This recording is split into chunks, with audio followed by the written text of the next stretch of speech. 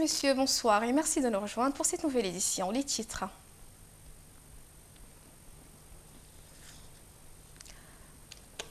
L'administration mauritanienne, contribution aux solutions des défis majeurs, c'est le thème d'un atelier organisé aujourd'hui par l'Institut mauritanien de recherche stratégique.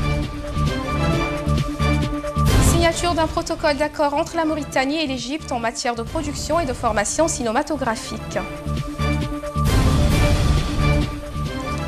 Près d'une centaine de morts, c'est le triste bilan du crash d'un avion militaire algérien près de Constantine. Bonsoir et bienvenue. Ouverture ce matin au Palais des Congrès d'un colloque sur le thème l'administration mauritanienne, contribution aux solutions des défis majeurs organisé par l'Institut mauritanien de recherche stratégique IMRS et l'Agence internationale de coopération allemande GIZ. Un reportage de Baba Nam. Ce colloque, de l'avis de ses organisateurs, doit conduire à une réflexion devant cerner le fonctionnement de l'administration dans ses différentes composantes, dans ses missions, structures et ressources humaines, financières et informationnelles, mais aussi dans ses principes, fonctions, pilotage, planification, organisation, mise en œuvre, contrôle et suivi, évaluation. Il vise notamment à poser un cadre théorique général pour l'administration mauritanienne et à promouvoir un système de pensée nouveau à même de produire un changement radical dans la façon de traiter de l'administration de manière à servir le citoyen, à préserver les droits des fonctionnaires et à mettre en place un outil plus efficace entre les mains des gouvernants pour exécuter les politiques de développement. Prenant la parole à l'ouverture de ce colloque, la coordinatrice Madame Tourkia Dada a mis l'accent sur l'importance de cette rencontre sur l'administration mauritanienne qui doit être pour elle au service du citoyen et du développement. Bref, la colonne vertébrale de la démocratie et de l'état de droit. Le colloque qui nous rassemble aujourd'hui, ce dernier a pour ambition de provoquer les participants à explorer des voies nouvelles et de formuler des propositions concrètes pour l'avènement d'une administration endogène qui n'est pas lointaine et pas seulement préoccupée de processus et de procédures, mais qui se préoccupe au contraire de résultats et cherche à s'immerger dans la société et à s'identifier à elle, et donc une administration au service du citoyen et du développement, colonne vertébrale de la démocratie et de l'état de droit. Pour Tourkia Dada, le rapport final de ce colloque doit présenter des idées concrètes et constructives en gardant à l'esprit les réalités économiques, sociales et culturelles du pays. Ce rapport souhaite présenter quelques idées qui, je l'espère, seront débattues et approfondies de la manière la plus concrète et constructive possible, et sans jamais perdre de vue les réalités économiques, sociales et culturelles du pays.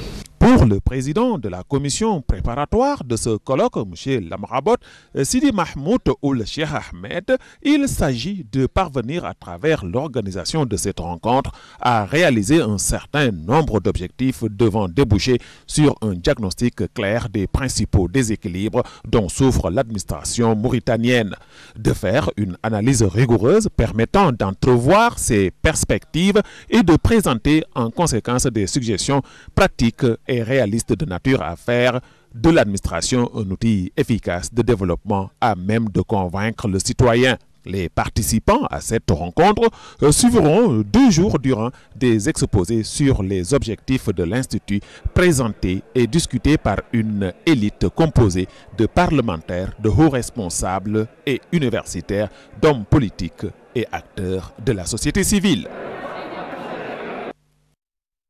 Signature aujourd'hui à l'hôtel Imam de Nouakchott d'un protocole d'accord entre les institutions cinématographiques de Mauritanie et d'Égypte. Le protocole en question porte notamment sur 3 blocs: la coproduction cinématographique, la formation et la diffusion. Nous recevons sur ce plateau M. Abderrahman Ould Ahmed Saloum, le directeur de la Maison des Cinéastres, pour commenter cet événement. Bonsoir M. Abderrahman. Bonsoir madame. Quel est le sens et la portée de ce protocole passé avec les institutions égyptiennes? Alors, ça vient dans le cadre d'un processus d'échange qu'on a commencé il y a quelques temps avec nos amis égyptiens, que ce soit dans les institutions de production ou de la coproduction, ou les institutions de la diffusion, ou les institutions de la formation. Aujourd'hui, on est arrivé à un stade où on a voulu traduire nos rêves tous à un protocole d'accord qui va permettre à ces jeunes cinéastes mauritaniens d'avoir la chance de produire avec un appui des techniciens et des professionnels du cinéma, de diffuser ce qu'ils vont produire dans une meilleure géographie plus que la Mauritanie, et aussi d'arriver à avoir l'accès à une grande production égyptienne qui n'est pas encore sortie sur des chaînes de télévision, c'est-à-dire la production qui est toujours dans les salles. Et avec nos amis, on a voulu aussi traduire nos souhaits de profiter d'une sortie et d'apprentissage sur le terrain dans un lieu très professionnel qui est l'Égypte. Par exemple, dans ces protocoles, on va pouvoir envoyer des jeunes pour participer dans des productions, dans des tournages ou dans des festivals de cinéma en Égypte. Est-ce que vous avez arrêté avec la partie égyptienne un chronogramme pour la mise en œuvre des différents volets de l'accord? Oui, on a tous voulu cette année 2014 de faire minimum 3 actions de ce protocole. À partir de ce mois de mars, on va envoyer 2 jeunes Mauritaniens qui vont participer dans la prochaine édition du Festival du cinéma d'Afrique à Luxor. Et ils vont participer avec 2 films, 2 courts-métrages, mais aussi ils vont participer dans un atelier de formation. Et on va avoir dans 2 semaines une grande vidéothèque, une bibliothèque cinématographique qui va être les noyaux de notre vidéothèque cinématographique pour notre futur école de cinéma. Et on va envoyer plus tard, toujours dans la même année, 4 jeunes à se former dans l'Institut cinématographique égyptien.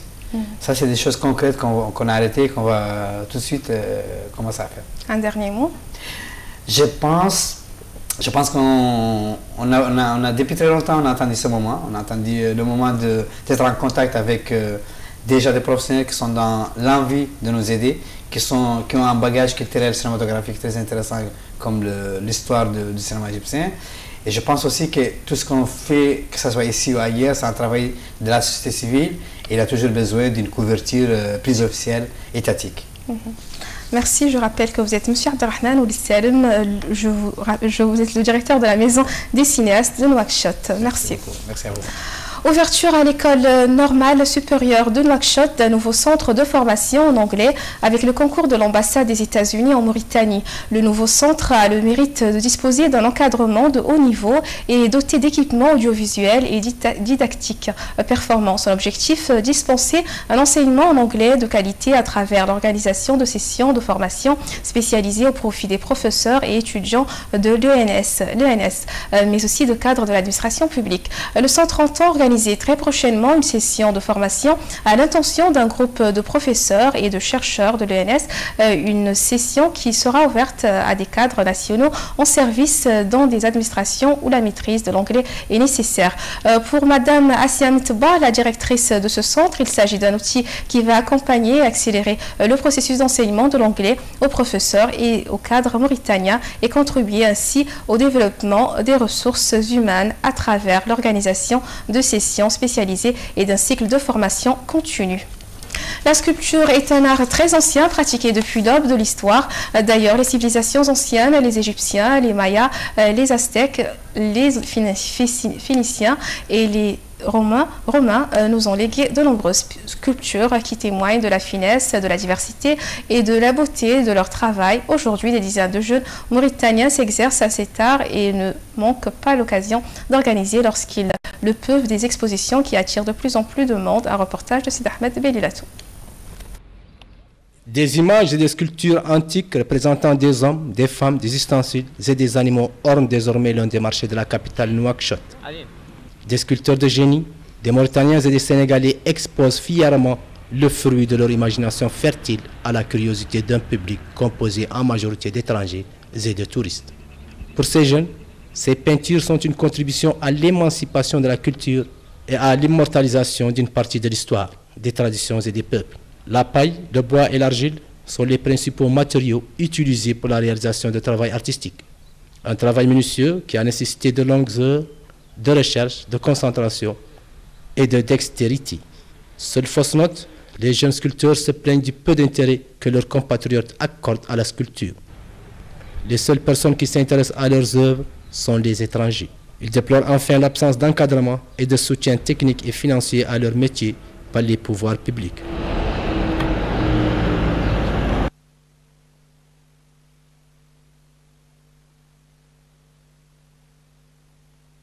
Le Conseil de la Choura, la haute instance du parti Tawassoul, tiendra cette semaine une réunion ordinaire afin de débattre du plan d'action de cette formation politique, de son budget 2014 et de sa position par rapport aux futures élections présidentielles. Dans une déclaration faite à ce sujet, un cadre du parti a souligné que le Conseil de la Choura examinera lors de cette réunion une proposition du bureau politique préconisant d'accorder la priorité à la coordination avec les partis de l'opposition dans le but de faire des prochaines élections une opportunité pour l'avènement d'un changement démocratique en Mauritanie.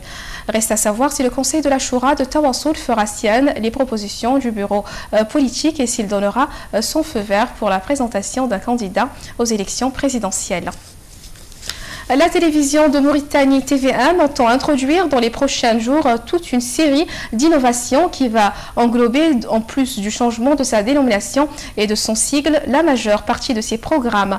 Commentant les nouvelles dispositions prises par la directrice de la TVM, Mme Khirem Tchekhani, un cadre de la télévision publique a précisé qu'il s'agit là d'une première série d'initiatives imposées par le changement de statut de cette institution qui est passée d'une télévision d'État à une télévision de service public. Selon ce même cadre, la Mauritanienne sera le nouveau nom de la TVM, entend se doter des studios répondant aux standards internationaux et produire des programmes de qualité HD conformément aux dispositions de ses cahiers de charges. À cela viendra s'ajouter l'acquisition par la Mauritanienne de production cinématographique nationale et de documentaires, ce qui est de nature à mettre fin à la pratique de la rediffusion qui ne s'appliquera plus qu'aux émissions grand public dans le but d'en faire profiter les colonies mauritaniennes de l'extérieur.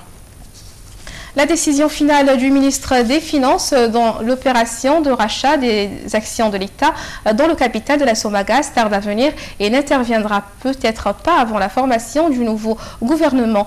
La commission charge du dossier avait fixé, on se le rappelle, les délais limites de soumission des offres au 14 décembre 2013 avant de les reculer au 14 janvier 2014. L'une des 4 offres présentées lors des détails réglementaires a été celle du groupe Abdallahi Oudenwegel, un groupe qui s'est élevé contre le processus adopté par la vente de la société, lequel processus et qui, en l'absence de données techniques et financières, ne lui a pas permis de faire une proposition précise. La deuxième proposition est celle du groupe El Abdallahi, qui, en l'absence de données techniques et financières, propose le rachat des parts de l'État à 150 millions d'ouguiyas. L'homme d'affaires Ahmed Ouloumagueye, lui, propose le rachat de 33 actions sur les 67 que détient l'État dans le capital de la société pour un montant de 33 millions d'ouguiyas, avec la possibilité de racheter le reste des parts au même prix, c'est-à-dire à 670 000 ouguiyas.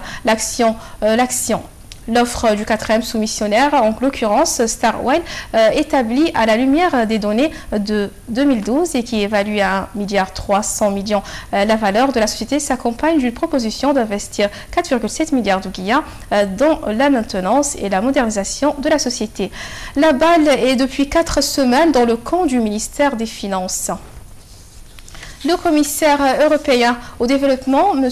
Andris Pibal, qui vient d'effectuer une visite de travail en Mauritanie, a profité de son séjour pour s'enquérir de l'état de fonctionnement d'une unité de fabrique d'appareils de production d'énergie solaire et éolienne dont le financement partiel a été réalisé sur des fonds de l'Union européenne. Un reportage de Fofana Issa.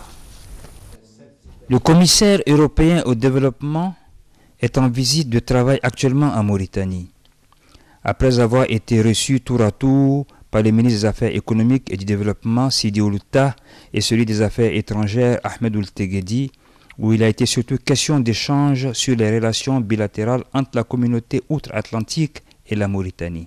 Mais l'ordre du jour s'est articulé également sur la préparation du prochain sommet Euro-Afrique prévu à Bruxelles, des relations économiques et scientifiques entre le vieux continent en panne d'initiative et l'Afrique porteuse de nouvelles perspectives vont essayer donc de reformuler durant ce sommet, d'étoffer leur coopération.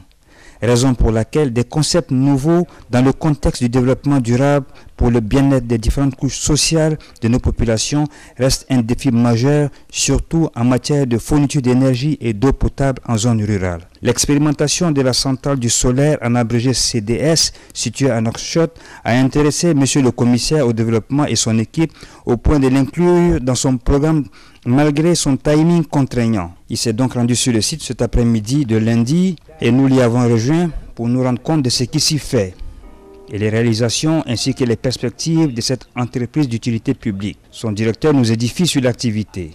Aujourd'hui, nous avons eu l'honneur de recevoir le commissaire européen au développement et à l'aide humanitaire qui a une visite officielle en Mauritanie et il nous a visité comme modèle d'entreprise en Afrique. C'est-à-dire que pourquoi ? Parce qu'on est peut-être parmi les premiers à recevoir des investisseurs européens qui ont investi dans le capital de CDS.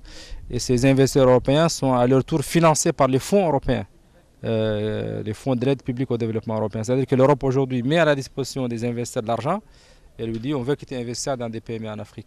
Et donc nous on est parmi ceux qui ont bénéficié de ça. Donc on a dans notre capital des actionnaires européens, même s'ils sont minoritaires. Ça reste une boîte mauritanienne. Mais on a le soutien et l'appui des mécanismes financiers. Et son intensification à travers le pays. Mais est-ce vraiment le cas de la part des pouvoirs publics? Le premier responsable des CDS n'est pas malheureusement de notre avis. Je pense qu'il n'y a pas d'encouragement spécifique au PME, c'est dommage. Aujourd'hui, on se plaint beaucoup qu'il y a beaucoup d'informels, que les gens ne veulent pas. C'est normal. Quand on doit simplifier toutes les démarches, pas seulement de création, mais de fonctionnement, de fiscalité, de gestion du personnel, d'appui. Si aujourd'hui on demande à une PME de respecter toutes les normes, comme une grosse boîte, elle ne fait que ça. Elle va faire que de ça, elle va recruter le personnel que pour la gestion administrative, elle va faire que la gestion administrative et l'oublier technique. Donc on a besoin de choses simples et de l'appui, de la formation pour que tout le monde puisse créer sa PME et soit formel. Les investisseurs étrangers ont adhéré à l'initiative et y contribuent à concurrence de 40% à son financement. Le reste provenant des capitaux nationaux. Il reste cependant que la matière première de cette industrie que sont le soleil et le vent, qui nous est fournie gratuitement et en abondance par la nature, n'arrive cependant pas à amoindrir le coût d'acquisition, surtout au niveau des ménages et des collectivités locales, rurales, qui sont la première cible du projet et dont le pouvoir d'achat reste relativement faible face à un matériel pratique mais onéreux. Vivement donc que les pouvoirs publics réagissent pour pallier à ce paradoxe. Le marché d'approvisionnement de la Mauritanie en hydrocarbures a été remporté par la société russe Ginvor qui occupe la 4e place dans le classement mondial des sociétés de distribution du pétrole. Ginvor, un géant de la distribution des hydrocarbures, appartient à l'homme d'affaires russe Gennady Timchenko. Elle est enregistrée à Chypre et son siège social se trouve à Genève, en Suisse. Ginvor possède des représentations à Singapour, dans les îles Bahamas, à Dubaï et dans de nombreuses autres contrées du monde. Créée en 2000, cette société est également spécialisée dans les domaines du transport, du stockage, de la transformation des produits pétroliers et de l'énergie. Ginvor est représenté en Mauritanie par le groupe El Waddaji qui fait ainsi son entrée dans le domaine de la distribution des hydrocarbures.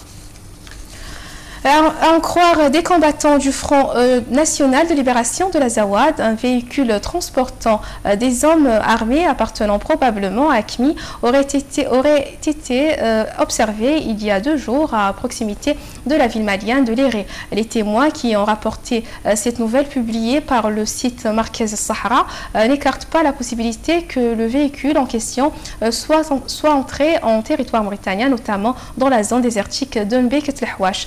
Les derniers rapports publiés par les centres d'études stratégiques occidentaux font état de tentatives d'AQMI de rassembler ses troupes dans la forêt malienne de Ouagadou, fort probablement dans le but d'effectuer des incursions en territoire mauritanien.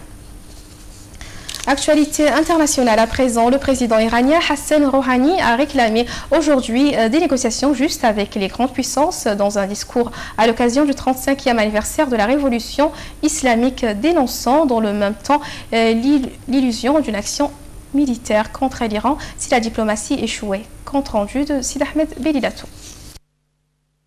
Le président Hassan Rouhani a écarté tout abandon du programme nucléaire iranien, soulignant que le chemin vers le sommet du progrès et de la science, notamment la technologie nucléaire civile, se poursuivra.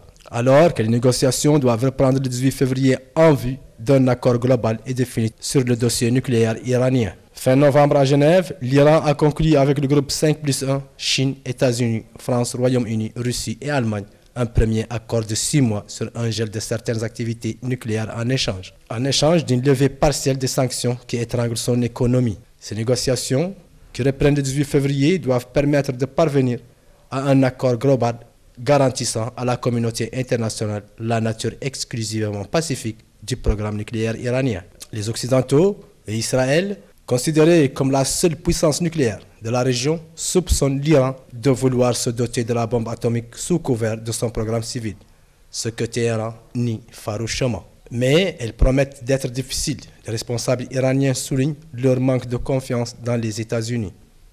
L'Iran est déterminé à mener des négociations justes et constructives dans le cadre des règles internationales et nous espérons qu'une telle volonté existe aussi chez les autres, a déclaré M. Rouhani dans un discours devant plusieurs dizaines de milliers de personnes à Téhéran pour commémorer l'arrivée au pouvoir de l'imam Khomeini et la chute du régime du Shah il y a 35 ans. Ces négociations sont un test historique pour l'Europe et les États-Unis qui ont décrété des sanctions brutales, illégales et mauvaises, a ajouté le président iranien. Chine et Taïwan, en conflit larvé depuis plus de 60 ans, ont trouvé ce mardi un accord historique qui débouchera sur la création dès que possible de bureaux de représentation. Un compte-rendu de Fofana Issa. Les discussions qui réunissaient le ministre taïwanais des Affaires continentales Wang Youshi et le vice-ministre chinois des Affaires étrangères Zhang Zijun étaient les premières entre les deux pays depuis l'instauration de la République populaire de Chine en 1949. Elles marquent un pas considérable vers le développement d'un dialogue bilatéral allant au-delà des questions économiques et commerciales, même si les deux parties n'ont pas évoqué les questions politiques sensibles. Hormis l'ouverture de bureaux de représentation des deux organisations semi-officielles chargées d'établir des liens, Taïwan et la Chine se sont mis d'accord pour resserrer leurs relations économiques. Les deux pays se sont également entendus pour traiter convenablement la question de soins médicaux pour les étudiants chinois à Taïwan et inversement. Wang, évoquant sa rencontre avec Zhang à Nankin, dans l'est de la Chine et cité par l'agence de presse Chine Nouvelle, a parlé d'une occasion inimaginable dans le passé. Être en mesure de s'asseoir et de discuter est vraiment une occasion de choix car les deux parties étaient naguère pratiquement en guerre, a fait remarquer Wang. De son côté, Zhang a déclaré à son interlocuteur taïwanais que les deux parties devraient avoir un peu plus d'imagination concernant l'avenir des relations entre Pékin et l'île nationaliste. L'administration américaine est en plein débat sur l'opportunité d'abattre un ressortissant américain soupçonné d'appartenir à Al-Qaïda et vivant au Pakistan. Barack Obama chercherait à justifier légalement cette attaque ciblée. Un compte-rendu de Sid Ahmed Beilato. Un terroriste américain a-t-il plus de droits qu'un terroriste d'une autre nationalité? L'administration Obama s'interroge actuellement sur l'opportunité d'abattre à l'aide d'un drone un ressortissant américain soupçonné d'appartenir à Al-Qaïda. Cet homme, dont l'identité n'a pas été dévoilé, serait actuellement au Pakistan, rapporte le New York Times. Selon des responsables s'exprimant sous couvert de l'anonymat, il serait déjà directement responsable de la mort de citoyens américains et planifierait d'autres attentats à l'aide de bombes artisanales. Depuis les attentats du 11 septembre, les États-Unis ont déjà abattu 4 de leurs ressortissants de cette manière. Derrière la question de l'élimination d'un citoyen américain se dresse celle des limites de la guerre contre le terrorisme. Après les attentats de 2001, les États-Unis se sont dotés de pouvoirs élargis pour frapper leurs ennemis. Ils s'arrogent alors l'autorisation de cibler les terroristes où qu'ils soient sur la planète et quelle que soit leur nationalité. L'administration Bush inaugure cette pratique, Obama la poursuit. L'actuel président aurait donné son feu vert à de très nombreux tirs de drones qui ont tué des centaines, voire des milliers de personnes. Reste l'actualité en bref et en images. Le crash ce mardi d'un avion militaire en Algérie a fait 103 morts, dont 99 passagers et 4 membres de l'équipage. Il n'y a eu aucun survivant, a déclaré à l'AFP une source de sécurité qui a requis l'anonymat. L'appareil, un Hercule C-30 qui effectuait une liaison Tamanrasset-Constantine, s'est écrasé dans la région d'Oum el-Baouri, dans le nord-est du pays, à 50 km de son point de destination. Il transportait principalement des militaires et des familles. Les mauvaises conditions météorologiques avec des rafales de vent et des chutes de neige seraient à l'origine de cette catastrophe, écrit le site El Watan.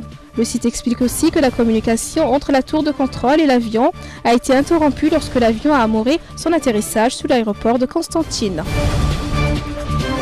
Dans un communiqué rendu public aujourd'hui, le Moujao affirme avoir enlevé des fonctionnaires du Comité international de la Croix-Rouge, CICR, en poste au Mali.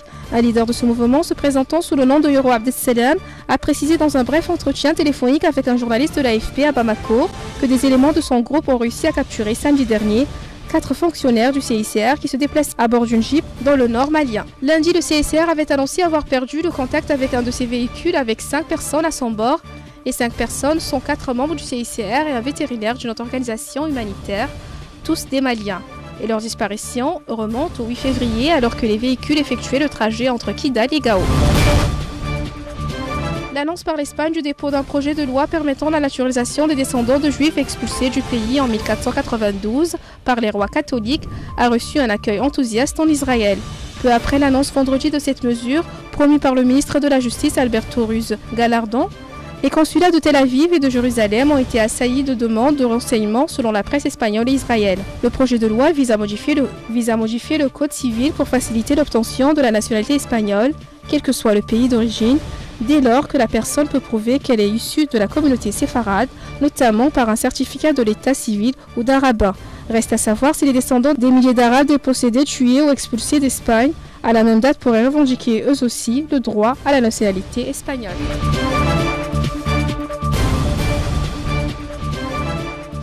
Le journal est à présent terminé. Le rappel des titres. L'administration mauritanienne, contribution aux solutions des défis majeurs, c'est le thème d'un atelier organisé aujourd'hui par l'Institut mauritanien de recherche stratégique. Signature d'un protocole d'accord entre la Mauritanie et l'Égypte en matière de production et de formation cinématographique. Près d'une centaine de morts, c'est le triste bilan du crash d'un avion militaire algérien près de Constantine. Ainsi s'achève notre journal. Merci mesdames et messieurs de votre aimable attention, merci de votre fidélité et restez au programme de l'Ordania.